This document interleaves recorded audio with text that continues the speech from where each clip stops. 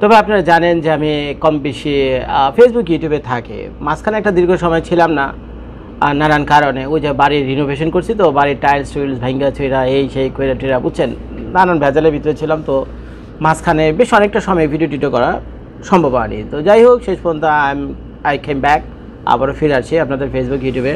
তো দোকানে বসে বসে কম বেশি দু একটা ভিডিও টিডিও আপনাদের জন্য করি আর কি, ফাইজলামি টাইজলামি করি ফেসবুকে আপনাদের সাথে, তো সচেতনতা করি, দুই একটু অ্যাকশন রিয়াকশন আপনাদের সাথে এক্সচেঞ্জ করি, বাংলাদেশের পলিটিক্স নিয়ে, সোশ্যাল ইস্যু নিয়ে, ভাইরাল বিষয় নিয়ে দু একটা মতামত দিই, এই আর কি।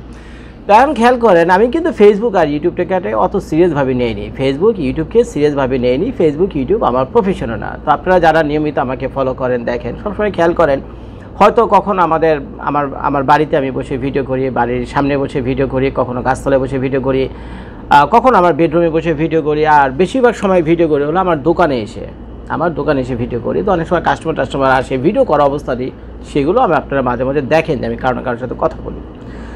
এখন এই যে ফেসবুক ইউটিউবকে মানে এইভাবে টুকটাক হালকার উপরে নিয়ে মোটামুটি ভিডিও টিডিও যা কিছু আপলোড করি, পয়সা দেয়, ফেসবুকও পয়সা দেয়, ইউটিউবে পয়সা দেয়। নিমক হারামি করুন না, বুঝছেন, নুন খাইলে গুণ তো গাইতে হইব, তাই না? নিমক হারামি করুন না, ইউটিউবও পয়সা দেয়, ফেসবুকও পয়সা দেয়। তো এখন অনেকে আপনারা প্রশ্ন করেন যে জজ ভাই, ফেসবুক ইউটিউব কী পরিমাণ পয়সা দেয়, কেমনি কি? ভাই আমরা যারা নতুন আসতেছি ভাই, আমরা তো হাও বাও তাল ভাল কিচ্ছু বুঝতে পাইতেছে না, বুঝছেন।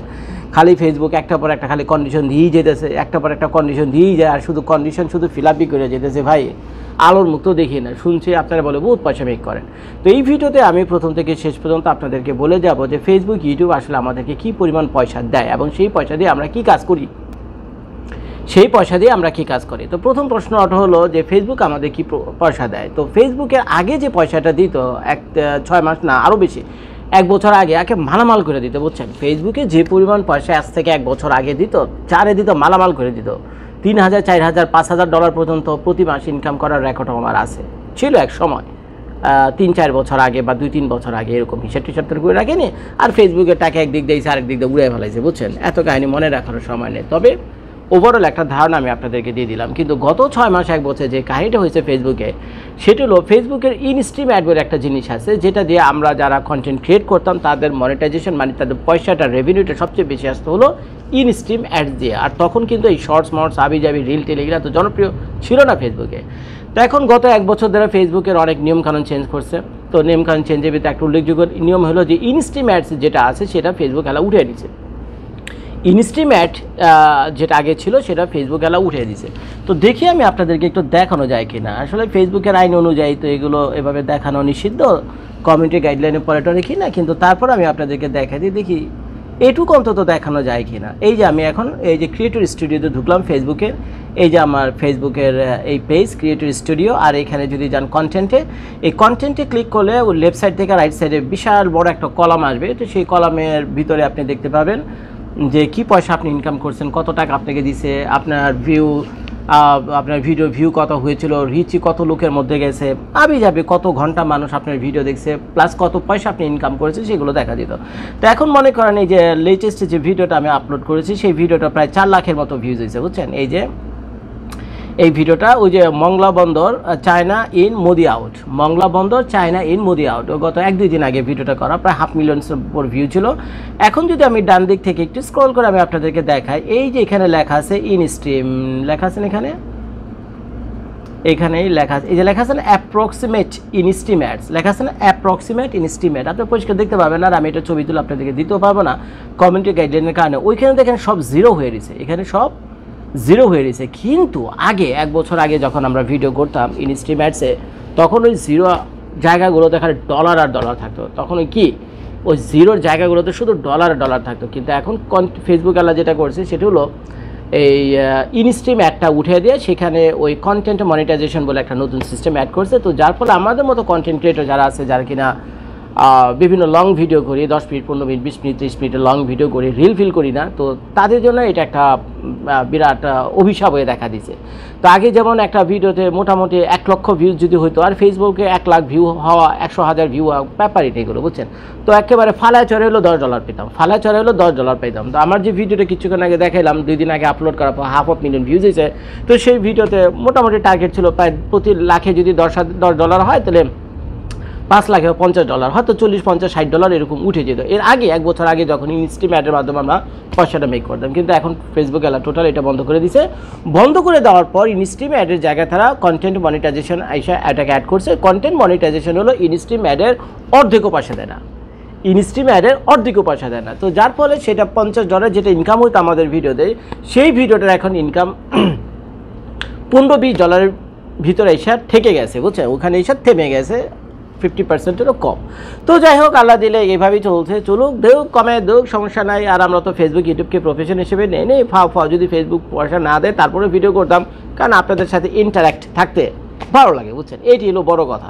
ওই ফেসবুক পয়সা দিলে ভিডিও করুম, ইউটিউব পয়সা দিলে ভিডিও করুম, আর না দিলে ভিডিও করুম, ব্যাপারটা এরকম না। এবার আসেন ইউটিউবে মোটামুটি 1 লক্ষ ভিউজ যদি হয়, তো আগে ইউটিউবের ইনকাম ফেসবুকের চাইতে অনেক কম ছিল। ফেসবুকের ইনকাম ইনস্ট্রিম অ্যাডসের মাধ্যমে যেগুলো আমাদেরকে দিতে অনেক বেশি ছিল, কিন্তু এখন ফেসবুক আর ইউটিউব মোটামুটি সমান হয়ে গেছে। এটা মনে হয় ফেসবুক আর প্রথম বুঝতে পারেনি, যখন আমাদেরকে মাসে 3,000, 4,000, 5,000 করে ডলার আমরা পাইতাম ফেসবুকে ভিডিও করে, তখন কিন্তু আমরা ইউটিউবকে গণায় ধরতাম না। প্রথম ভিডিওটা করি লগে লগে ফেসবুকে দিতাম, যেহেতু ফেসবুক থেকে আমাদের মোটা অঙ্কের একটা টাকা আসতো এবং ইউটিউব থেকে ওই ভিডিও করে অর্ধেক টাকা আসতো না। তো এখন ফেসবুক এলা মনে গত কয়েক বছরে পয়সা দিতে দিতে মানে দেউলে হয়ে গেছে, বুঝছেন। মানে ফেসবুকে এই ভিডিওটা আমার ফেসবুকে দেবো, ফেসবুক আমার বাংলা কথা বুঝে কিনা কে জানে, বললে আবার আমার একটা কমিউনিটি গাইডলাইনে ভালো আল্লাহ জানে। তো যাই হোক ভাই, সত্যকে সত্য বলতে হইব, এত খোলামেলা আর বলতে পারতেছে না আমি। যদি কখনো আবার গাইডলাইনে ফালা দেয় পরে আবার আরেক ঝামেলা পাঠাবে, বুঝছেন, আমাকে জেলে পাঠিয়ে দিব। এর আগে বহুবার ফেসবুকে আমি জেল খাটছি, কারণে, বুঝছেন, কারণে অকারণে। কখনো নিজের আকামের কারণে জেল খাটছে, কখনো নিজে কাকাম কিছুই করি, বুঝছেন, একেবারে নিরপরাধ ছিলাম। তারপরে ফেসবুক আমার জোর করে জেলে পাঠিয়েছে, 3 মাস 6 মাসের পর্যন্ত জেলে ছিলাম। তো এখন ফেসবুক এলাটা মনে বুঝতে পারছে যে পরিমাণ পয়সা তারা কন্টেন্ট ক্রিয়েটরকে দিতে, এরা তো মালামাল হয়ে যেতেছে, তো তাড়াতাড়ি করে তারা আবার ইউটিউবকে ফলো করছে। ইউটিউবে দেখে কি রে, ইউটিউবে একটা ভিডিও 1 লাখ ভিউজ হলে দেয় $5, $60, $3, $4। তো আমরা এত টাকা দিয়ে গেলে, তখন সাথে সাথে কী হচ্ছে, ইউটিউব এলারা ফলো করে, আমার যেটা মনে হচ্ছে আর কি, ফলো করে ফেসবুক এলাও ওই যে কন্টেন্ট মনিটাইজেশনের কি সিস্টেম একটা চালু করছে, ওইটা দিয়ে ইনস্ট্রিম তো টোটাল বন্ধ করে দিয়েছে। এখন ফেসবুক আর ইউটিউব ইনকাম সমান হয়ে গেছে। তবে আমাদের জন্য একটা ভালো হয়েছে, সেটা হলো এখন আমরা তো এক ভিডিও দুইবার করি না, এক ভিডিও একবারই করি, ওইটার একবার ফেসবুকে দিই, আরেকবার ইউটিউবে দিয়ে দিই। তো যাবে না সে, কারণ একটা ভিডিও যদি 1 লক্ষ ভিউজ হয় তো আপনার ইউটিউবে তো ওটা দিতেছে $10, প্লাস ওই 1 লাখ ভিউজ যদি হয় আপনার ইউটিউবে ফেসবুকে, তো ওইখান থেকে দিবে হয়তো $5। তো 5, 10 কত হলো, $15 হলো কি না। তো এখন যদি 5, 10, $15 হয়, এখন মাঝে মাঝে তো ভিডিও রিচ আর অনেক বেশি হয়ে যায়, এটাতে এভারেজ আমি আপনার বললাম। তো ওই হিসেবে ফালাচারা হলে আপনি মোটামুটি যদি 2-4টা ভিডিও করেন প্রতিদিন, তা আপনি ফালাচারা হলো $100 প্লাস আপনি ইনকাম করতে পারবেন এভরিডে। $100 প্লাস ইনকাম করতে পারবেন আপনি এভরিডে যদি 5, 7, 8, 10টা ভিডিও করেন। তো আমি তো 2-4টা করে, তো আমারটা ধরে নেন কত আর হবে, হাইস্ট হলে $50, $60, $70 এভারেজে প্রতিদিন। তো এগুলো কন্টিনিউ চলতেই থাকে। তো ওই হিসেবে যদি মনে করেন আমি মাসে পাই কত, $1,500 থেকে $2,000 মতো এভারেজে। এখন ফেসবুক ইউটিউব তার মানে আপনাকে কনফার্ম অ্যান্ড কনক্রিট সলিড কোনো মানি এভাবে দেয় না, মানে ফিক্সড কোনো অ্যামাউন্ট সেখানে নেয়। আপনারা যারা কন্টেন্ট ক্রিয়েটর হিসেবে রয়েছেন ফেসবুক ইউটিউবে, তারা জানেন ফিক্সড কোনো ইনকাম সেখানে নাই। তো এখন ফিক্সড ইনকাম না থাকার কারণে এই জন্য এভারেজ আমাকে বলতে হচ্ছে। তো প্রতি মাসে আল্লাহ দিলে এখনও যে অবস্থায় আছে, আমার ভিডিও অত ভিউজ হয় না অন্যদের মতো, অন্যদের যাতে প্রচুর ভিউজ হয়, তারা তো না জানি কাহা চালা গেয়া, ওইসব ইউটিউব ফেসবুকাররা আমার তো মনে হয় কাহা চালা গেয়া, ঠিক আছে। তো ওইটা আমি কাহিনিতে যাচ্ছি না, আমি যেটা দেখছি মানে আমি যেটা পাই সেটাই আমি আপনাদের সাথে শেয়ার করছি। তো মোটামুটি $1,500, $2,000 এখনও ফেসবুকে ইউটিউবে যতটুকু আল্লাহর রহমত আপনাদের দোয়ায় ভিডিও টিডিও করে আপনারা যতটা ভিডিও দেখেন বা লাইক কমেন্ট শেয়ার করেন, ইনশাল্লাহ হয়ে যায় $1,500 হয়ে যায়। তো গত যে 2024 সালের হিসেবে যদি আসেন, এখন তো 2025 সাল, 2024 সালে জানুয়ারি মাস থেকে নিয়ে ডিসেম্বর মাস পর্যন্ত ফেসবুক ইউটিউব দুইটা মিলে ওরা যে আমাকে ট্যাক্স পেপার পাঠিয়েছে, আর আমাদেরকে তো সেই ট্যাক্স রিপোর্ট দিতে হয়, বুঝছেন, ইয়ারলি যে ট্যাক্স ফাইল করে না, সেটার ভিতরে উল্লেখ করতে হয় ফেসবুক ইউটিউব আপনাকে কত টাকা দিচ্ছে। ওরা ফর্ম পাঠায় আপনাকে, এবং সেই ফর্মগুলো আপনার ট্যাক্স রিটার্নের সময় উল্লেখ করতে হয়, এটা আমেরিকার আইন। তো এখন আমাকে যে টাকা ওরা পাঠাইছে ফেসবুক ইউটিউব দুইটা আমি একসাথেই বলে দিই, মোট $18,000 থেকে $19,000 মতো আমি পাইছি। একেবারে মানে বলে দিলাম আপনাদেরকে, বুঝছেন, কেউ আপনাদেরকে এভাবে বলবে না। গত 2024 সালে আমি জানুয়ারি মাস থেকে ডিসেম্বর মাস পর্যন্ত ভিডিও করে ইউটিউব এবং ফেসবুক দুইটা মিলে $18,000 থেকে $19,000 মতো আমি পাইছি আপনাদের দোয়ায়। তো এখন সেই টাকাটা যখন আমি রোজগার করি তখন স্বাভাবিকভাবে আমার একটা চিন্তা থাকে টাকাটা আমি কী কাজে ব্যবহার করবো। এটা টোটালটা একটা ফাও টাকা। এই যে এখানে বসে ভিডিও টিডিও করি, ফাজলামি করে আপনাদের সাথে, বুঝছেন, উল্টাপাল্টা ভিডিও টিডিও বানাই, আপনাদের মাথা গরম করে দিই, তো পয়সাগুলো এই দিক দিয়ে আসে, এই যা শয়তানি করে বানানো। এখন যদি আপনি বছর শেষে ইনকাম করেন তো $18,000-19,000 তো আর বাড়ির ধারে না, তো বাংলাদেশে টাকা 20-22 লাখ টাকা হয়ে যায়। তো এখন স্বাভাবিকভাবে প্রত্যেকের একটা প্ল্যান থেকে টাকা তো করবো কি। তবে আমার কখন ইচ্ছা থাকে না এই টাকা ওই ঘর সংসারের কাছে ব্যয় করার, বুঝছেন, এটা টোটালি ফাও টাকা। আর আমি যে ব্যবসা বাণিজ্য করি টুকটাক, রিয়েল এস্টেট বিজনেস হাউস, আল্লাহ দিলে আপনাদের দোয়া জজ ভাই ভালোই কামায়। তো এখন সেই টাকাটা আমি রেখে দিই, বছর শেষে আমি একবার ওই যে হলিডেতে যাই, যেটাকে আপনি ভ্যাকেশন বলেন, তো ভ্যাকেশনে যাই। তো সেই টাকাটা আমি কম বেশি গত 5-10 বছর ধরে আমি ওই কাজেই ব্যবহার করে আসতেছি। তো এখন এই বছরের প্ল্যান ছিল এইটা, যে টাকাটা আমি এই কাজেই ব্যয় করবো। তো এখন এই $18,000-19,000 ভিতরে $3-4,000 অলরেডি আমি আমার যে আত্মীয় স্বজন ছিল, প্লাস আমার অনেক ফ্যান ফলোয়ার আছে, নানান কারণে বিপদ আপদে পড়ে অনেকে আমার সাথে যোগাযোগ করেন। তো যাদের কথাবার্তা বা যাদের স্টোরি আমার মন ছুঁয়ে যায়, ভাই মানুষ তো, তাই না, আর ধরে রাখা যায় না, তাদেরকে তো অল্প বেশি টাকা পয়সা হেল্প করতে হয়। তো এগুলো আসলে ফেসবুক ইউটিউবে এসে ওই ছবি টবি দিয়ে ভিডিও করে প্রচার করার বিষয় না যে আমি আরে টাকা দিচ্ছি, আরে এটা করছি, করি না। তো ওখান থেকে ধরে রাখেন যে এবারে যেমন $3-4,000 মনে করেন প্রতি বছর আমার এই সব যা ফ্যান ফলোয়ারদের পিছনে, প্লাস আমার কিছু গরিব আত্মীয় স্বজন আছে তাদের পিছনে ব্যয় হয়ে যায়। তো এখন মনে করেন এই বছর আমার প্রায় $14,000-14,500 মতো ছিল, 2024 সালের কাহিনি বলতেছি। এই $14,000-14,500 সবাইকে দেওয়ার পর আমার থেকে যায়। তো থেকে যাওয়ার পর আমি প্ল্যান করলাম তো এই টাকাটা এখন কী করবো। তো ওই যে বছর একবার ভ্যাকেশনে যাই, যাওয়ার কথা ছিল আসলে বাংলাদেশে। তো বাংলাদেশে যাওয়া করেও এই বছর হইলো না, কারণ ডিসেম্বর মাসে আমার বাংলাদেশে যাওয়ার কথা ছিল, নানান কারণে আর হয়ে ওঠেনি। তো এখন ভাবলাম বাচ্চাদের স্কুল বন্ধ দিছে, সেটাকে বলা হয়ে থাকে ওই ভ্যাকেশন আর কি, স্প্রিং ভ্যাকেশন আমেরিকাতে মার্চ মাসের দ্বিতীয় সপ্তাহ থেকে তৃতীয় সপ্তাহ, এক সপ্তাহের জন্য স্প্রিং ভ্যাকেশনে বাচ্চাদের স্কুল বন্ধ থাকে। আর আমেরিকাতে যাদের বাচ্চা কাচ্চার স্কুলে পড়াশোনা করে তারা চাইলেই যেখানে খুশি সেখানে যে কোনো সময় যেতে পারেন। কারণ হলো বাচ্চাদের স্কুলে অ্যাবসেন্স এদেশে একটা অপরাধ হিসেবে বিবেচনা করা হয়ে থাকে। কাজে বাচ্চাদের যখন ছুটি ছাড়টা থাকবে স্কুলে তখনই ভ্যাকেশনগুলো করা হয়, মানুষ এদিক ওদিক ঘুরতে যায়। তো এখন স্প্রিং ভ্যাকেশন যখন আসে মার্চ মাসের 14-15 তারিখ থেকে তৃতীয় সপ্তাহ মার্চ মাসে 22-23 তারিখ পর্যন্ত, তখন অরণ্যের মার সাথে শানুর সাথে মানে আপনাদের ভাবির সাথে পরামর্শ করলাম কেমনি কী করা যায়। তখন আপনার ভাবির মনে খুব কষ্ট, সে তার বোনের সাথে দেখা করবে, তার বোন বাংলাদেশে চলে আসবে কিছুদিন পর আমেরিকাতে। তো এখন আমি তো যাচ্ছি না নানান সুবিধার কারণে। তো এখন বললো তাহলে আমি প্রস্তাব দিলাম, এখন আপনাদের ভাবিকে তো একটা হ্যাপি করতে হবে, বছর তো কোথাও না কোথাও নিয়ে যেতে হবে। তো আমি বললাম এক কাজ করো, বাংলাদেশ বাদ দিই, চলো তোমরা নিয়ে ইউরোপ থেকে ঘুরে আসি। তাই শুই না তো মোটামুটি রাজি হয়ে গেছে। একটু কষ্ট পাইছিল যে বাংলাদেশ গেলে ভালো হইতো, আমি বুঝে দিয়েছি যে এই বছর বাংলাদেশে না 2025 সাল তো আসতেছে, তো ফেসবুক ইউটিউব থেকে পয়সা তো আরও কামাবো, তো রোজগার করি বেশি করে, পয়সাও সাথে করে বেশি করে নিয়ে যাবো না, অনেক ফ্যান ফলোয়ার আছে, অনেক পার্টি সেখানে দেবো, পয়সা খরচা আছে, আরও বেশি ভিডিও বানাই, বেশি ইনকাম করে। তো আপাতত চলো, হাতে তো বেশি টাকা নাই, মাত্র $14,000-14,500 মতো আছে, চলো ইউরোপ থেকে ঘুরে আসি। তখন আপনার ভাবির নিয়ে প্ল্যান করলাম যে কেমনি কী করা যায়। তখন তাকে বুদ্ধি পরামর্শ দিলাম যে কাজ করে এখান থেকে প্রথম আমরা চলো ইটালিতে যাই, ইটালির রোম শহরটা ঘুরি। ইটালির রোম শহর ঘোরার পর আমরা ওখান থেকে, আপনার ভাবির আবার বহুত শখ ওই যে floating city in the world, Venice, খালের শহর, তো ওইখানে একটু যাবে। আমি বললাম যে চলো অসুবিধা নেই, পয়সা তো আসি, আমরা যাই ওখান থেকে রোম থেকে ভ্যানিসে যাই। তারপর ভ্যানিস থেকে মিলানের দুমো একটা জায়গা আছে, ওই যে 2000-3000 বছর পুরনো একটা আছে, চার্চ আছে, টেম্পল আছে, সেটা দেখা নিয়ে সময়। তারপরে মিলানের সাথে হলো সুইজারল্যান্ডের বর্ডার। আমি কই তাহলে যদি মিলান পর্যন্ত এসেই যাই তাহলে আর সুইজারল্যান্ড বাদ থাকবে কেন, চলো সুইজারল্যান্ডে যাই। আমেরিকান পাসপোর্ট বলে কোনো কথা, ভিসা টিসা তো কিছু লাগে না, কেউ কিছু জিজ্ঞাসা না, তো চলো যাই। বললো যে না, প্ল্যান তো খারাপ না, চলো। তো এখন ওই যে সুইজারল্যান্ডের যে বর্ডার আছে মিলানের সাথে, ওখানে যে একটা জায়গার নাম আছে, নাম হলো তিরানো। তো সেখান থেকে কুখ্যাত একটা ট্রেন আছে, বুঝছেন, নাম হলো বার্লিন এক্সপ্রেস। কুখ্যাত একটা ট্রেন আছে, নাম হলো বার্লিন এক্সপ্রেস। তো সেই বার্লিন এক্সপ্রেসে এখন আমরা উঠবো। ওইটা হলো পৃথিবীর 3টা সিনিক ট্রেন জার্নি, বুঝছেন, পৃথিবীর মধ্যে 3টা সিনিক ট্রেন জার্নির মধ্যে এইটা হলো একটা। এত সুন্দর অপূর্ব এক, ওই অ্যালপস মাউন্টেনের ভিতর দিয়ে আঁকা বাঁকা হয়ে বিভিন্ন জায়গা দিয়ে পাহাড় উপরে উঠে পাহাড় উপরে নিচে নামে, এই সেই কুখ্যাত যে ট্রেন জার্নি, যেটা কিনা একমাত্র হইল সুইজারল্যান্ডের ওই তিরানো থেকে ছাড়ে। সুইজারল্যান্ডের আরেকটা ওল্ডেস্ট সিটি আছে, নাম হলো খুর, সেখানে গেটে শেষ হয়। 4 ঘন্টা টোটাল ট্রেন জার্নি। তো এই জার্নিটা হলো পৃথিবীর 3টা সিনিক ট্রেন জার্নির মধ্যে একটা। তো আমি বললাম তাহলে এটা বাদ যাবে কেন, তো চলো বার্লিন এক্সপ্রেস ওখান থেকে ঘুরি। তো বার্লিন এক্সপ্রেসে মিলান বর্ডার থেকে আমরা চলে যাব সুইজারল্যান্ডের কুর থেকে যাবো হলো ইন্টারলকেন, লটারব্রুনেনে। তারপর সেখান থেকে চলো ঘুরা আমরা যাই হলো জুরিক আসে, জুরিকে থাকি, ঘুরে ফিরি। তারপর এখান থেকে আবার আমরা ট্রেনে করে ওই সুইজারল্যান্ড থেকে আবার প্যারিস চলে আসুন না, তারপর প্যারিসের আইফেল টাওয়ার আছে, আর্ক অফ ট্রায়াম্ফ আছে, তারপর ওখানে আছে লুভর মিউজিয়াম, তো এগুলো দেখা টেখা তারপর আবার যেহেতু রিটার্ন টিকিট করা ওই ইটালি টু কত Rome to Miami, Miami to Rome এলো রিটার্ন টিকিট করা, তো ওইখান থেকে রিটার্ন টিকিট মানে করিনি তখনও, প্ল্যান করতেছি যে কইরা তারপরে আবার আমরা প্যারিস থেকে প্লেনে করে আবার আমরা রোমে চলে আসুন, রোমে তো রিটার্ন টিকিট আছে, তারপর 2-4 দিন থেকে আবার আমরা চলে আসুন।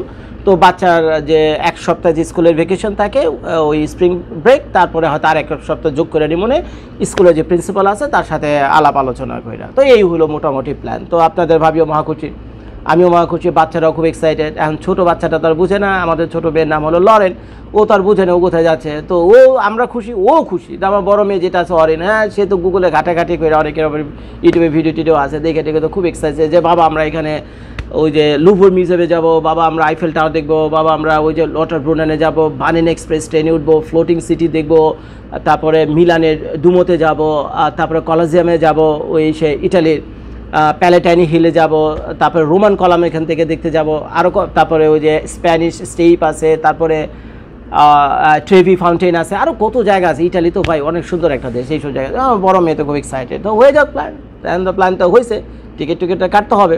এই যে টোটাল 15 দিনের যে ট্রাভেল টাইম, তাই না, এই যে টোটাল 15 দিনের ট্রাভেল টাইমে এই 15 দিনের যা কিছু ছোটো মোটো ঘটনা যা আছে বুঝছেন, ছোটো মোটো ঘটনা যা আছে সব কিছু আমি একেবারে কী বলে মানুষ যেমন ইতিহাস লেখে না, লাইন টু লাইন ইতিহাস যেভাবে লেখে না, তো আমিও সেভাবেই ইতিহাস করে রাখবো। এখন আপনি এটা ফেসবুকে দেখেন বা না দেখেন এটা আপনাদের ব্যাপার, কিন্তু আমার বাচ্চা কাচ্চারা যখন বড় হবে, আমি যখন বেঁচে থাকবো না, তখন তারা টোটাল এটা একটা ইতিহাস হয়ে থেকে যাবে।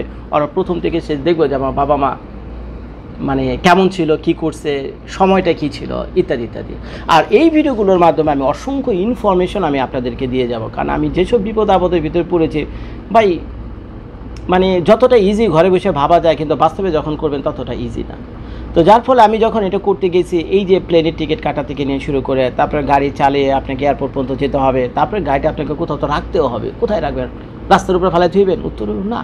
তো এই যে কোথায় গাড়িটা রাখবেন, সেখানে কত টাকা খরচ হয়, সেখানে সুবিধা অসুবিধা কী, যে এয়ারপোর্টে আপনি যাবেন সে এয়ারপোর্টটা দেখতে কেমন, এয়ারপোর্টের ভিতরের আইন কানুনগুলো কেমন। যেমন মনে করেন একটা উদাহরণ দিই, মনে করেন আপনি মনে করেন আছে মানে আপনি যে ইমিগ্রেশন চেক পয়েন্টের ভিতরে যাবেন, সিকিউরিটি চেক পয়েন্ট পার হয়ে তো আপনি প্লেনের গেট পর্যন্ত যাবেন। এখন প্রশ্ন থাকতে পারে বাড়ি থেকে আপনি কিছু খিচুড়ি রান্না করে নিয়েছেন বা বিরিয়ানি রান্না করে নিয়েছেন, খিচুড়ি বা বিরিয়ানি রান্না করে নিয়েছেন। এখন প্রশ্ন থাকে না যে আপনি যে সিকিউরিটি চেক দিয়ে যাবেন, আপনার ব্যাগে যা কিছু আছে সব তো খুলে একটা একটা করে চেক করবে যদি কোনো কিছু সাসপিশিয়াস থেকে থাকে। এখন প্রশ্ন হলো যে আপনি যে বিরিয়ানি রান্না করে নিয়েছেন, আপনি তো প্লেনের ঘেটে গিয়ে তো আপনার প্লেনের জন্য 2-3 ঘন্টা বসে থাকতে হবে, সচরাচর মানুষ তাই করে।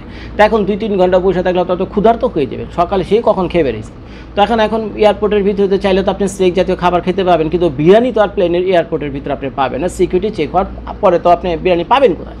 তো এখন প্রশ্ন রাখতে পারে জজ ভাই, আমি যদি বাসা থেকে বিরিয়ানি রান্না করে নিয়ে যাই আর প্লেনে যদি আমি 2-3 ঘন্টা সেখানে ওয়েট করি, তাহলে কি ভাই প্লেনের গেটের সামনে বসে কি আমি বিরিয়ানি খাই তারপরে প্লেন উঠতে পারবো কিনা, এবং প্লেনের ভিতরে সেই বিরিয়ানি বা খিচুড়ি আমি নিয়ে যেতে পারবো কিনা, প্রশ্ন আসতে পারে। তো এখন এই সব প্রশ্নের উত্তরগুলো আপনাদের জজ ভাই দিয়ে যাবে। অনেক ছোটোখাটো ব্যাপার কিন্তু অনেক ইম্পর্টেন্ট জিনিস, বুঝছেন, প্রতিটা জিনিস নিয়ম কানুন একেবারে যা কিছু আছে, কোথায় কত টাকা খরচ হলো, কোথায় আমি কষ্ট করছি, কোথায় ভালো ছিলাম, কোথায় মন্দ ছিলাম, তারপরে বিভিন্ন জায়গায় আমি ঘর ভাড়া নিয়েছিলাম, বিভিন্ন জায়গায় হোটেলে থাকিনি, আমি ঘর ভাড়া নিয়ে থাকছিলাম। তো এই যে 2 দিন 4 দিনের জন্য যে আমি ঘর ভাড়া নিয়ে থাকতাম, সেখানে কী ইচ্ছা খায়নি, বিভিন্ন জায়গায় গিয়ে আমি গাড়ি ভাড়া নিয়েছি, সেখানে আমি নিজে গাড়ি চালাইছি। এখন একটা গাড়ি নিলে না, গাড়ি চালানো এটা তো হইব না, গাড়ির জন্য পাসপোর্ট ভিসা লাগবে, গাড়ির জন্য ড্রাইভিং লাইসেন্স লাগবে, গাড়ির খরচ কেমন, গাড়ির ইন্স্যুরেন্সের প্রশ্ন আছে, সেই দেশে রাস্তায় গাড়ি চালানোর নিয়মকানুনও থাকতে পারে। এইসব নানান জিনিস আমি যেগুলো সুবিধা অসুবিধাগুলো ফেস করছি এই ফ্রান্স, ইটালি, সুইজারল্যান্ড ভ্রমণে গিয়ে। তো প্রতিটা জিনিস ধারাবাহিকভাবে, আমি জানি না ভিডিওর সংখ্যা কত হবে, তবে মনে হয় না 50-100টার নিচে, তবে মনে হয় না 50-100টার নিচে ভিডিও হবে, বুঝছেন। তো ছোটো ছোটো ভিডিও করে প্রত্যেকটা স্টেপ বাই স্টেপ আমি আপনাদেরকে দেখে গেছি। আরেকটা ছোট্ট ঘটনা আমি আপনাদেরকে বলি, আজকে ভাই কেন জানি মন খুলে আপনাদের সাথে কথা বলতে মন চেতে, বুঝছেন। আরেকটা ছোট্ট ঘটনা আমি আপনাদেরকে বলি, যখন ইটালিতে আমি গেছি তখন ইটালির কোনো মানুষই কিন্তু সচরাচর ক্যামেরার সামনে আসতে চায় না। ইটালির বেশিরভাগ বাংলাদেশি যারা রয়েছে তারা হলো ওই অড টাইপের জব করে, যেমন মনে করেন কলোজিয়াম, ওই যে ভাঙ্গা একটা দেয়াল আছে না, সেই রোমান সাম্রাজ্যে, দেখেছেন আপনারা গুগল করলে পাবেন। সেখানে আমি দেখেছি যে যেদিন আমি গিয়েছিলাম সেখানে অনেক বৃষ্টি হচ্ছিল, তো সেখানে দেখলাম অসংখ্য বাংলাদেশি, 1-2 জন না, ঝাঁকে ঝাঁকে বাংলাদেশিরা সেখানে ছাতা বিক্রি করতেছে। তো এখন সেই ছাতা বিক্রি করতেছে, তো আমি তো আমার ক্যামেরা নিয়ে গেছি যে আমার বাংলাদেশের ভাইরা এখানে বিভিন্ন পেশাজীবী মানুষ আছে, কার পেশায় কী কীরকম, কে কেমন টাকা উৎপাদন মানে রোজগার করে, মেক করে, তারপরে ভালো মন্দ ইত্যাদি 2-4টা কথা বলার জন্য মনে করেন আমি সেখানে ক্যামে নিয়ে গেছি। এখন সেখানে দেখা গেল সেই ক্যামেরা ভিডিও করতে গিয়ে আপনাদের জন্য সেখানে ধাক্কা থাকে মারামারি হওয়ার মতো অবস্থা, পুলিশ ডাকাডাকির মতো অবস্থা। তো এই যে আমার লাইফে যে বিচ্ছিন্ন ঘটনাগুলো ঘটেছে, এটা শুধু ইসেই ঘটেনি, আপনার রোমই ঘটেনি। আমি যখন রোম থেকে ইটালির আরেকটা শহর মিলানে গেছি, সেখানেও ভাই মারামারি হওয়ার মতো অবস্থা, পুলিশ ডাকাডাকির মতো অবস্থা, মানুষজন জড়ো হয়ে গেছে, বুঝছেন। তো এইসব নানান ঘটনা, বুঝছেন, আমি কোনো কিছু বাদ দিব না আপনাদের জন্য, কোনো কিছুই আমি বাদ দেবো না। তো এইসব বিভিন্ন জিনিসগুলোই আমার এই যে ইউরোপের যে সিরিয়াল ভিডিওগুলো আসবে সেটার ভিতরে আপনারা দেখবেন। তো যাই হোক, এই ভিডিওতে যেটা আমি আপনাদেরকে বোঝাতে চেয়েছিলাম, বলতে চেয়েছিলাম, সেটা হলো ইউটিউবের টাকায়, ফেসবুকের টাকায় যে ইউরোপ ট্যুর সেটার ব্যাপারটা। তো আমি তো $14,000 আমি মোটামুটি একটা আভাস আমি আপনাদেরকে দিয়ে দিলাম, আলামত দিয়ে দিলাম। তো এই $14,000 ছিল আমার বাজেট এই 15 দিনের জন্য। তো 15 দিনের জন্য $14,000। তো এভারেজে প্রতিদিন $1,000 আমার টার্গেট, মানে টার্গেট ছিল, যেগুলো থাকার খরচ, তারপরে ঘর ভাড়া খরচ, তারপরে বিভিন্ন জায়গায় যাবেন টিকিটের খরচ, তারপরে উবার কল করবেন বা নিজে গাড়ি চালাবেন সেগুলোর খরচ, তারপর বিভিন্ন জায়গায় নানান অনেক খরচ আছে। তো আমি মোটামুটি প্ল্যান করে রাখছিলাম যে $1,000 প্রতিদিন যদি আমি খরচ করি, তো 15 দিনে আমার $14,000 ভিতরে অনায়াসে হয়ে যাওয়ার কথা। তো এই প্ল্যান নিয়ে আমি ইউরোপে যাই। এখন এই $14,000 ভিতরে কত টাকা আমার খরচ হলো, এখন $14,000 ভিতরে আমি পারছিলাম কি না সেটা একটা প্রশ্ন, $14,000 ছাড়াইছিল কি না সেটা একটা প্রশ্ন, নাকি কত চিপের মধ্যে আমি ভ্রমণ করে আইছি, এই 3টা দেশ সফর করে আইছি 15 দিন পর্যন্ত, তো কত টাকা সেভ করছি নাকি উল্টার পকেট থেকে পড়ছি, সেই সব নানান জিনিসগুলো আমি আপনাদেরকে দেখাবো। এবং প্রতিটা জায়গায় ইনফরমেশনের ছড়াছড়ি থাকবে, বুঝছেন, প্রত্যেকটা জায়গায় আমি ইনফরমেশন দিয়ে দেবো। কোনো জায়গায় গিয়ে যদি আমি পেট্রোল কিনি না, তো সেই পেট্রোলের দামও আমি বলে দেবো, এবং পেট্রোলটা কিনে এই পেট্রোলে কত দূর পর্যন্ত আমি যাতায়াত করতে পারবো সেটাও আমি আপনাদেরকে বলে দেবো। তো যার ফলে আপনারা ইউরোপের সুইজারল্যান্ড, ফ্রান্স বা ইটালিতে না গিয়েও আমার এই সিরিজ ভিডিওগুলো যদি দেখেন, একেবারে একটা বাস্তব একটা ধারণা পেয়ে যাবেন। তো যার ফলে প্ল্যান করে এই ভিডিওগুলো করা, এটা হলো লাইফ টাইম ভিডিও আমার জন্য, বুঝছেন। এরকম ভিডিও আর আমি জীবনে দ্বিতীয়বার করবো কি না আমার জানা নাই, তবে এখনও এনার্জি আছে, ধৈর্য আছে, কইরা দিয়ে যায়, আর নাইলে তার কিছু করার নাই। তো এখন মোটামুটি টাকা পয়সার কথা তো বললামই, যে ইউটিউব ফেসবুক থেকে কি পয়সা পাইলাম, আমি কেমনে কি, তো টাকা তো সবই এসেছি ইউটিউব ফেসবুক থেকে। তো সেই টাকা নিয়েই তো আমি ভ্রমণে বেরিয়েছিলাম, আর ভ্রমণ থেকে আসছি অলরেডি 1 সপ্তাহ আগে। এখন আমি একটা করে ভিডিও আমি 2-1 দিন পর পরে আপনাদের জন্য দিব। তো এখন মনে করেন এই যে আপনি সেজে যাবেন, কি বলে, আপনি যে ট্যুরে যে যাবেন, ওখানে গিয়ে তো আপনার প্ল্যান আছে যে আপনি ওখানে গিয়ে নিজের গাড়ি নিজে চালাবেন। এখন আমেরিকা তো গাড়ি নিয়ে আপনি ইউরোপে যেতে পারছেন না, তো ওখানে যে রেন্টে কার যে গাড়ির কোম্পানিগুলো আছে, তো সেখান থেকে গাড়ি নিয়ে আপনাকে চালাতে হবে। এখন প্রধান যে সমস্যাটা হয়েছে, আমি যাচ্ছি হলো প্রতিটা জায়গাতে হলো মেট্রোপলিটন সিটিগুলোতে। এখন মেট্রোপলিটন সিটিতে গাড়ি নিলে হবে না, গাড়ি parking is a big problem. গাড়ি পার্কিং একটা বিগ প্রবলেম, এবং গাড়ি পার্কিংয়ে অনেক নিয়মকানুন আছে। তা এখন সেই নিয়মকানুনের প্রসঙ্গে আমি যাচ্ছি না আজকের ভিডিওতে, অন্য কোনো ভিডিওতে কথা বলবো। একটা বিগ প্রবলেম যেটা আমার জন্য মানে সিরিয়াস হয়ে দেখা দিয়েছিল, সেটা হলো প্যারালাল পার্কিং। তো আপনারা যারা গাড়ি চালান তারা জানেন যে রাস্তার পাশে একটার পর একটা গাড়ি পাশাপাশি প্যারালাল করে রাখা হয়, বুঝছেন, প্যারালাল করে রাখা হয়। আর বে পার্কিং হলো সোজাসুজি করে রাখা। তো আমি ফ্লোরিডাতে থাকি, ফ্লোরিডাতে প্যারালাল পার্কিংয়ের খুব একটা ব্যবহার নাই, সবই হলো বে পার্কিং। তো আমি কিন্তু প্যারালাল পার্কিংয়ে খুব একটা দক্ষ না, আমি পারিও না, বুঝিও না, বুঝছেন, চেষ্টাও করিনি, কারণ ফ্লোরিডার বাইরে খুব একটা প্রয়োজন হয়নি। আর তাছাড়া আমেরিকার বিভিন্ন জায়গায় গেলে প্যারালাল পার্কিং এতটা প্রয়োজন হয় না, একমাত্র big complicated serious busy metropolitan জায়গাগুলো ছাড়া প্যারালাল পার্কিং আমেরিকাতে খুব একটা প্রয়োজন হয় না। কিন্তু ওইখানে আমি সুইজারল্যান্ড, ইটালি, ফ্রান্সে গবেষণা করে দেখলাম, যেখানে আমি যাচ্ছি ঘুরতে লেগে, সেখানে যদি কোনো কারণে গাড়ি নেই, তাহলে প্যারালাল পার্কিংয়ের কোনো বিকল্প আমার নাই। তাই জন্য তো প্যারালাল পার্কিং আমাকে শিখতে হবে। 10 তারিখে ফ্লাই করার আগে, এর 1 সপ্তাহ আগে থাকতে আমি কী করছি, ওই আমার গাড়িটা নিয়ে, আমার বাড়ির পাশে একটা চার্চ আছে, গির্জার মতো আছে, তো ওইখানে অনেক খোলা জায়গা আছে। তো খোলা জায়গার ভিতরে ওই যে আমি ওই যে বিভিন্ন টিন টুন, তারপরে ওই যে কী বলো, বয়াম টয়াম কিছু একটা দিয়ে একটা প্যারালাল পার্কিংয়ের মতো একটা জায়গায় স্পেস তৈরি করে, তো সেইখানে আমি প্র্যাকটিস করেছিলাম, বুঝছেন, একের পর এক প্র্যাকটিস করে গিয়েছিলাম। এবং দিনের পর দিন আমি প্র্যাকটিস করি, 2 দিন 4 দিন 1 সপ্তাহ খালি প্র্যাকটিসই করছি যতদূর আমার মনে পড়ে। কিন্তু তারপরও ভাই কপাল খারাপ, এখনও আমি যদি আমাকে প্যারালাল পার্কিং করতে বলে রাস্তার পাশে, আমি 100% পারবো কিনা জানি না, তবে আমাকে প্রচুর প্র্যাকটিস করতে হচ্ছে। তো আজকের ভিডিওটা আমি এখানেই শেষ করছি, যে আমি 10 তারিখে ইটালি, ফ্রান্স এবং সুইজারল্যান্ড ভ্রমণে যাওয়ার আগে যে প্রিপারেশনটা নিয়েছিলাম এই প্যারালাল পার্কিংয়ের উপর, তো সেটা 2-4টা নমুনা দিয়ে আমি আজকের এই ভিডিওটা শেষ করতেছি। এরপরে যে নমুনাটা আমি আপনাদেরকে দেখো, পরের ভিডিও যেটা করবো, সেটা হলো, এখন আপনি তো আমেরিকা আছেন, আমেরিকা ড্রাইভিং লাইসেন্স আপনার কাছে আছে। এখন ইটালিতে যখন গাড়ি চালাতে যাবেন, আমি ভেবেছিলাম যে আমার যে ড্রাইভিং লাইসেন্স আছে, মনে করেন আমেরিকা থেকে ভাবে একটা আলাদা, মাঝে মাঝে ভাবাই যাবে, বুঝছেন, বকা দিয়ে না, বুঝছেন, আমেরিকা থাকে, আমেরিকা ড্রাইভিং লাইসেন্স দেখে আছে, দেখা দিই তো সাথেই আছে, এই যে আমেরিকান ড্রাইভিং লাইসেন্স দেখা দিই আমি আপনাদেরকে, জান। এখন এই যে আমেরিকাতে থাকি, আমেরিকার ড্রাইভিং লাইসেন্স একটা ভাব এসে করে, বুঝছেন, ভাব এসে আমেরিকার মতো দেশে থেকে এত বড় ড্রাইভিং লাইসেন্স, আর দুনিয়ার কোনো ড্রাইভিং লাইসেন্স আমার লাগে নাকি, চালাও গাড়ি ইটালি ফ্রান্স সুইজারল্যান্ডে গিয়ে। পরে গিয়ে দেখলাম যে ভাই কাহিনী সেটা না ভাই, আমেরিকা টমেরিকা সেখানে বেল নাই, যেই গাড়ি চালাইতে যাও না গেলে সেখানে তো তার কী লাগবে, একটা ইন্টারন্যাশনাল ড্রাইভিং লাইসেন্স লাগবে। তো ইন্টারন্যাশনাল ড্রাইভিং লাইসেন্স আমি কোত্থেকে করলাম, কেমনি করলাম, কত টাকা লাগলো, কী কারণে সেটা বললাম এবং কোন কাজে আমার লাগবে সেখানে গিয়ে ইত্যাদি বিস্তারিত আমি পরবর্তী ভিডিওগুলোতে বলবো। আজকে সেখানে যাচ্ছি না, আজকে শুধু আমি দেখালাম যে আপনাদেরকে ওই যে কী পয়সা আমি ফেসবুক ইউটিউব থেকে রোজগার করলাম, সেই পয়সা নিয়ে ইউরোপ আমেরিকাতে কীভাবে আমি খরচ করতে যাচ্ছি বা খরচ অলরেডি করে আইছি, ভিডিওগুলোতে পরবর্তীতে বলবো আমি আপনাদেরকে। এই $14,000 এই 15 দিনের যে ইউরোপ সফর, সেটা আমার জন্য যথেষ্ট ছিল, কেন পকেট থেকে পয়সা ভরছি নাকি উল্টা পয়সা কিছু বাঁচছে, সেগুলো আপনারা সবই আমার ভিডিওগুলোর মধ্যে জানবেন। কোনো কিছু ফাঁক যোগ জজ ভাই রাখবে না, একটা মিথ্যা কথা বলবে না, কোনো অপ্রয়োজনীয় জিনিসও থাকবে না সেখানে, একেবারে এক্স্যাক্টলি আমার ভিডিওগুলো দেখা মানে আপনি নিজেই ভিডিও বলছেন প্রত্যেকটা জায়গাতে, বুঝছেন, প্রত্যেকটা জায়গাতে আমি আপনাদেরকে ইনফরমেশন দিয়ে রাখবো এবং প্রচুর ভয়েস ওভার দেবো, কারণ প্র্যাকটিক্যালি যখন রাস্তায় খারাপ ভিডিও করেন ওই ধরনের পরিবেশ অনেক সময় থাকে না, বুঝছেন, কথাবার্তা বলার জন্য অনেক কিছু মনেও থাকে না, নানান রকম টেনশন থাকে ওখানে, নানা রকম ঝামেলা থাকে। তো এই জন্য ভয়েস ওভার দিয়ে দিলে সুবিধা, যে আমার মনের কথাগুলো যেগুলো আমি বলতে চেয়েছিলাম রাস্তার উপর খাড়ায় যখন আমি ভিডিও করছিলাম, ব্লগ করছিলাম, সেই মনের কথাগুলো ওইভাবে হয়তো বলতে পারেনি, কিছু বলছে, অনেক কথাই বলা হয়নি, এই জন্য ভয়েস ওভার দিয়ে আমি বলে দেবো। তো সচরাচর আপনাদের জজ ভাই ভয়েস ওভার দেওয়া ভিডিও খুব একটা পছন্দ করে না, কিন্তু এক্ষেত্রে আমার উপায় নেই, যেহেতু ভয়েস ওভার না দেই তাহলে আপনারা অনেক কিছু জানবেন না, মনের কথাগুলো আপনাদের সাথে জীবনও শেয়ার করা হবে না। তো আজকে শুধুমাত্র এটি আমি আপনাদেরকে দেখে যে প্যারালাল পার্কিংয়ের যে প্র্যাকটিসটা আমি করেছিলাম, বুঝছেন, যাওয়ার আগে এই মার্চ মাসের 10 তারিখের আগে, তো সেটার কিছু কাহিনী আমি আপনাদের। বিরাট বিপদ আছে রে ভাই, বিরাট বিপদে আছে, বুঝছেন। সেটা হলো আমি ড্রাইভিং লাইসেন্স পাইছি আজ থেকে প্রায় 15 বছর তো হবে মনে করেন, হ্যাঁ প্রায় 15 বছর হয়ে গেছে ড্রাইভিং লাইসেন্স পেয়েছি, কিন্তু 15 বছর পর এখন আমি আবার ড্রাইভিং শিখতেছি। অ্যান্ড কেন শিখতেছি ভাই, আমি যে দেশে যেখানে থাকি, ফ্লোরিডাতে থাকি, এইখানে ভাই প্যারালাল পার্কিং খুব একটা নাই, প্রয়োজন হয় না। এই বিভিন্ন বাসা বাড়িতে যাই পার্কিং আছে, শপিং মলে যান পার্কিং আছে, ওগুলো সব মানে ওই লম্বালম্বি পার্কিং, বুঝছেন, বে পার্কিং যেটাকে বলে, কিন্তু প্যারালাল পার্কিং তো পাই না। এখন 2 দিন পর বউ বাচ্চা কাচ্চা নিয়ে যাইতেছি হলো সুইজারল্যান্ডে, ইটালি, আর ওইখানে তো যে কোনো সিটিতে যখন যাবেন, ইভেন নিউ ইয়র্কেও সিটিতে যখন যাবেন, তখন আপনাকে এই যে রাস্তার পাশে এই যে দেখতেছেন না, এই যে পাথর রাস্তার পাশে, এটা কার্ভ আর কি। তো ঠিক আছে, রাস্তার পাশে আপনাকে এইভাবে সুন্দর করে গাড়ি রাখতে হবে।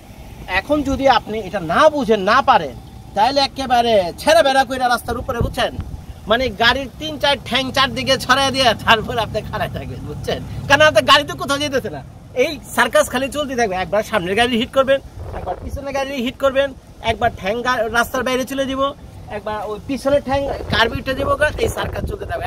এবং এভাবে যদি সার্কাস চলতে থাকে, আশেপাশে মানুষ খারাপ বলবো তো ভাই, আশেপাশের মানুষের গাড়িগুলোকে জয় বাংলা করে দিবা। হ্যাঁ জয় বাংলা তো হবে, মানুষ খারাপও তো কইব। এখন ভাই, এখন আমেরিকার লাইসেন্স, আমেরিকাতে মানুষ আমার খারাপ বললো ভাই কিছু যায় আসে না, কিন্তু এটা তো বহুত শরমের ব্যাপার। আমেরিকার ড্রাইভিংধারী কোনো লোক যদি ইটালির রোমে গিয়া, সুইজারল্যান্ডের জুরিখে গিয়া, ফ্রান্সের প্যারিসে গিয়া যদি এই ছাগল মার্কা পার্কিং করে, রাস্তায় পার্কিং করতে পারে না, আর প্যারিসবাসী, ইটালিবাসী আর সুইজারল্যান্ডবাসী যদি দেখে যে এই হলো অবস্থা, এবং যদি কোনো মতে জানতে পারে এটা এর কাছে আমেরিকান লাইসেন্স, সারা আমেরিকার মানুষ যাদের ব্যাপার, আমাদের ডোনাল্ড ট্রাম্প তো মুখে দেখাতে পারবো না, আমাদের ডোনাল্ড ট্রাম্প তো মুখই দেখাতে পারবো না। তো এই জন্য ভাই ডোনাল্ড ট্রাম্পের মান ইজ্জত বাঁচানোর জন্য শানুরে বললাম এক কাজ করো, শানু শর্মে লাভ নাই, নাকি শানু শর্মে কি লাভ ভাই, শিক্ষার কোনো শেষ নাই। আমি এটা বুঝতেছি যে একটা প্রবলেম আছে, আমার দুর্বলতা আছে, তো রাস্তায় গিয়ে আমার আকাম না করে, মানুষের গাড়িটার হিট না করে, জরিমানা না খেয়া, পুলিশ না দেখে, বরঞ্চ চেষ্টা করো, আর 10 জন পারলে ভাই তুমিও পারবা। সেই জন্য শানুরে বলছি যে শানুই করো, আসো গাড়ি প্র্যাকটিস করে। এখন মজার ব্যাপার, এখন রাস্তার পারে গাড়ি করলে তো অনেক দাগ দুগ থাকে, এখানে প্যারালাল পার্কিং, এখানে তো আপনারা কোনো দাগ দেখতে পাচ্ছেন না। তো শানু আমার জন্য 2টা মুড়ির ডিব্বা নিয়ে আসছে, এখানে যেখানে একটা আমরা মুড়ি রাখি, এটা ভিতরে মানে চিনি রাখি, চিনির ডিব্বা নিয়ে আসছি, আর ওটার ভিতরে ছিল আমার বাচ্চা কাচ্চা লিচি ছিল, মানে ক্যান্ডি আর কি, এগুলি ছিল, এইটার ভিতরে রাখছি। তো রাখে আমরা একটা অনুমান করছি যে কতটুকু জায়গা লাগে, তো এই হইলো ভাই অবস্থা। তো এখন অনুমান করে রাখছি একটা গাড়ি ঢুকে তো কতটুকু জায়গা লাগে। তো একটু আগে ভিডিও দেখছিলাম ভাই, ইউটিউব যে মানুষের কত উপকার করছে, ইউটিউবে মানে অনেক ভালো ভালো জিনিস আছে, আপনারা চাইলে শিখতে পারেন, বুঝছেন, মানে বলার মতো না। যেমন মনে করেন এইটাই যদি আমি এখন একটা টিচার দিয়ে শিখতে যেতাম ভাই, ভালো পয়সা লাগতো, সময় লাগতো, আরেকজনকে ডাকতে হইতো। আমি যে পুরো প্র্যাকটিসটা করতেছি এই ইউটিউবের ভিডিও দেখে, তো ওখানে দেখাইতেছে যে ভাই তুমি যখন গাড়ি রাখতে যাবা, প্রথম এই রাস্তা, এটা তো মেইন রাস্তা না কি শানু, এটা তো মেইন রাস্তা, তো ওদিক দিয়ে গাড়ি আইতেছে যেতেছে নাকি, তো তোমার হলো এখানে পার্কিং তুমি করতেছিলে এখানে, তো ওরা প্রথম বলছে যে গাড়িটাকে তুমি সমান সমান করে মাঝখানে রাখো এবং দেখো যে সামনে 2 ফিট জায়গা বা 1.5 ফিট জায়গা মিনিমাম, সামনে 1.5 ফিট জায়গা আর পিছনে কত ফিট জায়গা ছিল? 2 ফিট। 1.5 ফিট। 2 ফিট না? না ওখানে 1.5 ফিট, এখানে 1.5 ফিট, 2 ফিট আর রাস্তা। ও আচ্ছা 2 থেকে 3 ফিট। হ্যাঁ 2 থেকে 3 আর ফিট। এটা তো রাস্তা তোমার ডাকটা এখান দিয়ে, বুঝছো? তাহলে এখান থেকে কত? এখান থেকে 2 ফিট আসবে এখানে। এই হলো তোমার অবস্থা, 2 থেকে 3 ফিট। তাহলে এখানে যদি 2 ফিট হয় তাহলে এখানে হবে কয় ফিট? 3 ফিট। এই পরিমাণ জায়গার ভিতরে রাখা তো তুমি এটা পার্কিং করবে। তো মোটামুটি আমরা আমাদের ডিব্বা ডুব্বা সবকিছু বসাইছি। তো শাহরু ক্যামেরাটা ধরে রাখো, প্রথমবার করি নাকি? করো। হেল্প করে আমাদের।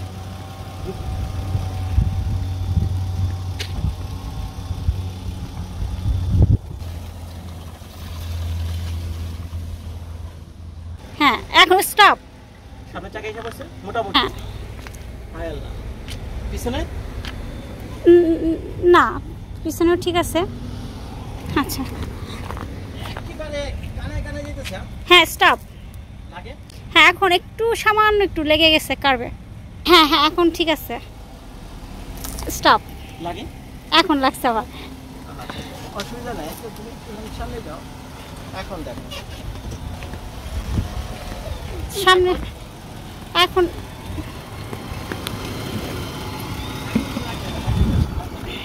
দেখি লেগে গেছে, সামনের চাকাটা লাগলো মাত্র। হ্যাঁ পিছনে কোনো সমস্যা হয়নি, সামনে একটু সমস্যা হয়ে গেছে। পিছনে সবাই এটা ফাইনাল। এবার যদি না পারো তুমি তো বুঝতেই পারতেছো, সোজা স্ট্রেট হয়ে বেরিয়ে যাও।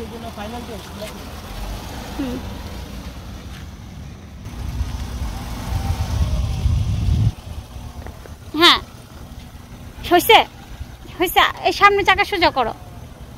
স্টপ। ডান।